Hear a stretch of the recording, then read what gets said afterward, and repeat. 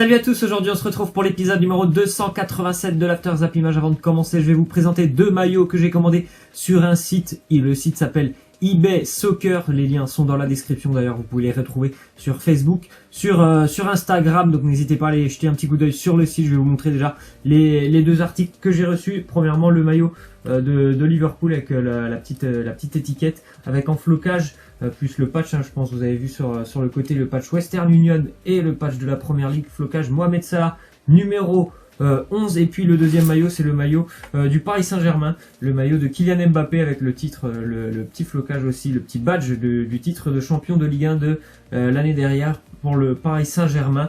Kylian Mbappé, d'ailleurs on en reparlera un petit peu plus tard dans l'After Zap Image de Kylian Mbappé. N'hésitez pas à aller jeter un petit coup d'œil sur le site, les liens sont dans la description. Vous pouvez bénéficier aussi de mon coupon de réduction en rentrant tout simplement le code Robinho lorsque vous effectuez un achat. Nous on va commencer cet After Zap Image avec une petite déclaration de Andrés Iniesta au sujet de Neymar. Il nous dit tout simplement: Neymar au Real Madrid, ça ne me dérangerait pas, car ce sont des décisions qui, si elles doivent arriver, arriveront. Madrid se renforcerait avec un joueur unique, mais le Barça compte également des joueurs uniques et ils sont armés pour lutter pour tous les titres. Je pense que bon, peut-être que ça ne choque pas Andrés Iniesta que Neymar puisse jouer un jour au Real Madrid, mais à mon avis, si un jour ça arrive, et c'est vraiment possible, puisque c'est une énorme rumeur déjà depuis qu'il a signé au Paris Saint-Germain, et je pense que Neymar, même lui, je pense qu'il a vraiment envie de rejoindre certainement le plus grand club du monde. Je pense que ça ferait beaucoup parler en Espagne si Neymar rejoignait le Real Madrid. Ensuite, on a une petite info, donc 3 clubs anglais sont intéressés par Yacine Brahimi, l'attaquant algérien de Porto. Everton, West Ham et Newcastle. On rappelle qu'il sera normalement en fin de contrat en juin prochain, Brahimi avec le FC Porto. C'est un championnat vraiment où il s'est très bien adapté depuis déjà de nombreuses saisons avec le club portugais. Pourquoi pas après un départ en Angleterre, mais bon, par exemple on peut rappeler qu'Islam Slimani avait fait la même chose il y a maintenant 2 ans avec Leicester. Il avait mis énormément de temps à s'adapter et il n'avait presque jamais réussi à s'adapter du côté de Leicester. Après pour Brahimi, c'est sûr que ça serait encore je pense une belle évolution dans sa carrière, on va dire footballistique.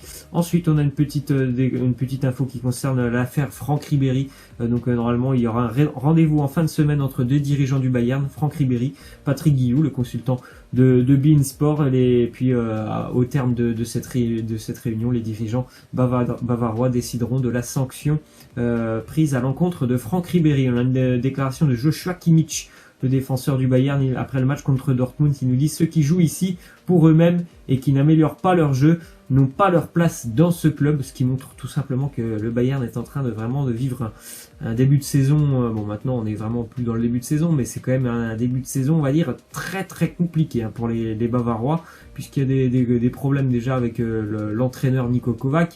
Il y a certains joueurs qui n'apprécient pas ces méthodes de travail. Il y a certains joueurs qui se plaignent d'être trop sur le banc de touche. Après, on voit qu'il y en a qui certainement ne sont pas, on va dire, à 100% quand même, parce qu'il y a un niveau qui est très bon quand même du côté du Bayern. Mais en ce début de saison, on voit qu'il y a quand même de grosses lacunes, notamment cette statistique qui le montre tout simplement. Le Bayern est la pire défense d'Europe au niveau des ratios. Ils encaissent un but tous les 2 tirs cadrés, les joueurs bavarois, pour une équipe qui tente d'aller par exemple jusqu'au moins, il me semble, en demi-finale de Ligue des Champions. C'est quand même une statistique très inquiétante, et en plus de ça ils ont déjà 7 points de retard sur la Bundesliga. Bien évidemment rien n'est terminé, mais c'est quand même très compliqué en ce moment pour le Bayern Munich. Ensuite on a une déclaration de Bernardo Silva. Il nous dit: Sané et Sterling, je pense qu'ils ont aussi le talent pour prétendre aux récompenses individuelles avec Kylian. Les 3 sont jeunes et ils peuvent encore s'améliorer. Il me semble que déjà je pense que depuis bien 1 an, Sané et Sterling ont franchi déjà une étape, je pense, dans leur progression. Ils sont hyper réguliers quand même avec Manchester City. C'est certainement lié aussi à Guardiola, mais ça c'est déjà une belle progression pour eux, d'être décisif quasiment à tous les matchs avec les Citizens. Après, je pense qu'en niveau talent pur, je pense que quand même Kylian Mbappé est au-dessus de ces 2 joueurs, mais ce sont 2 immenses talents quand même. Ensuite, on a une déclaration de Didier Deschamps. Il nous dit: Sissoko est performant avec son club, ça me paraissait logique de le rappeler. Quant à Adrien, je l'ai déjà dit, ce n'est pas le moment. Et par rapport à ce qui s'est passé avant la Coupe du Monde, ça fait plaisir de revoir Moussa Sissoko qui a toujours beaucoup apporté lorsqu'il était en équipe de France. Bien évidemment, sa dimension physique est ultra importante sur un terrain. Ensuite, on a une déclaration de Noël Le Graët sur Adrien Rabiot. Il nous dit: je vais dire à Rabiot que pour ma part, j'ai trouvé qu'il avait fait une erreur de position vu son âge et son talent, mais qu'il n'y a rien d'éternel. Après, ça peut durer longtemps. Je ne suis pas sélectionneur, comme il le dit tout simplement. Le dernier mot dans cette histoire, il reviendra toujours à Didier Deschamps. Pour le moment, il n'a pas envie de sélectionner Adrien Rabiot, ce qui peut se comprendre. Bon, après, ça peut se comprendre, il n'a pas envie. Et puis certainement aussi que les milieux qui sont sélectionnés depuis déjà quelques rassemblements, ils font le boulot. Donc pour le moment, je pense qu'Adrien Rabiot, il n'a même pas sa place en équipe de France. Ensuite, on a une déclaration de Ferland Mendy, le petit nouveau. Il nous dit: ça fait plaisir d'être sélectionné en équipe de France pour la première fois. Je suis très content.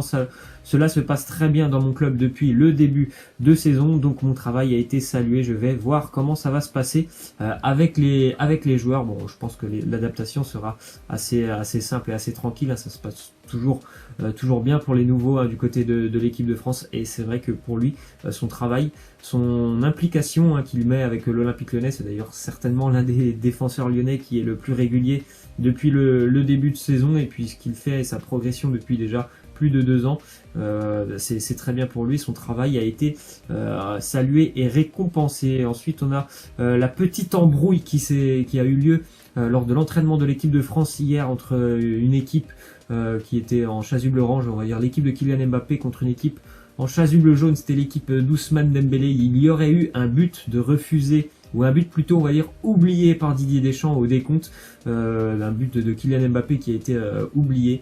Et puis vous pouvez aller voir la vidéo sur internet, vous allez voir, c'est hilarant. On dirait des enfants de 10 ans, ils sont en train de se plaindre auprès de Didier Deschamps. On voit Kylian Mbappé, il est très très énervé.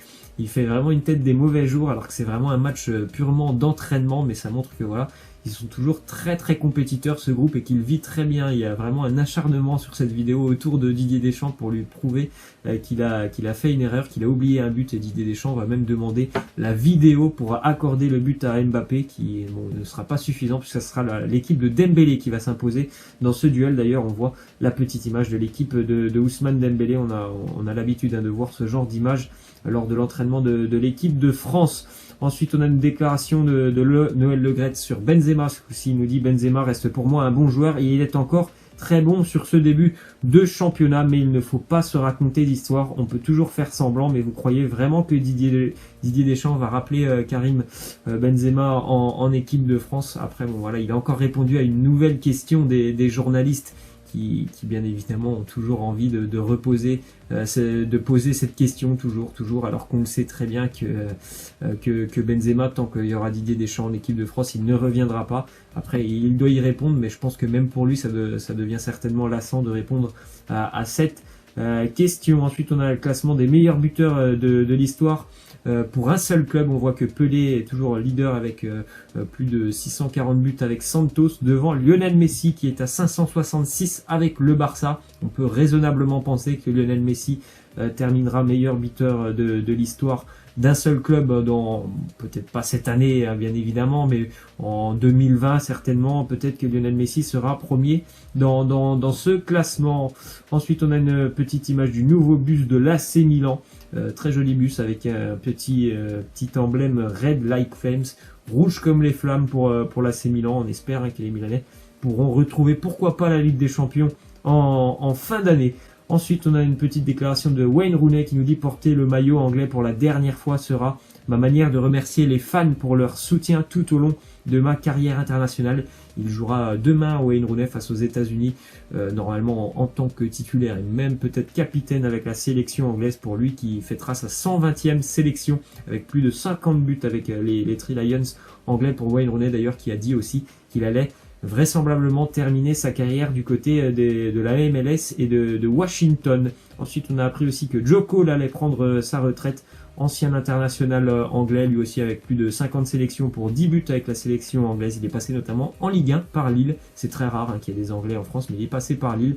Il avait terminé sa carrière les 2 dernières années du côté de Tampa Bay aux États-Unis. Ensuite, on voit une petite image des maillots polonais qui célèbrent les 100 ans de l'indépendance de la Pologne, des maillots totalement vintage, notamment avec Robert Lewandowski à gauche. Vraiment, c'est des maillots emblématiques hein, qui ont marqué l'histoire du football, puisque c'est des maillots qui datent maintenant de presque de la Première Guerre mondiale. On voit aussi hein, le ballon, un ballon qui date d'il y a plus de 100 ans. On va terminer avec la question de fin. Si vous aviez la possibilité d'avoir des tickets, des billets de match pour aller voir un match de l'histoire, quel match vous auriez choisi? Vous avez des choix là, par exemple le Barça PSG ou encore le City Queen's Park il y a quelques années où City était mené 2-1. Il fallait absolument qu'il gagne pour être champion d'Angleterre. Ils avaient renversé la situation dans le temps additionnel. Le Liverpool Milan. Donc laissez-moi en commentaire quel match vous auriez eu envie de voir si vous avez eu la possibilité d'avoir des billets. Pour moi là ça serait tout de suite le Liverpool AC Milan,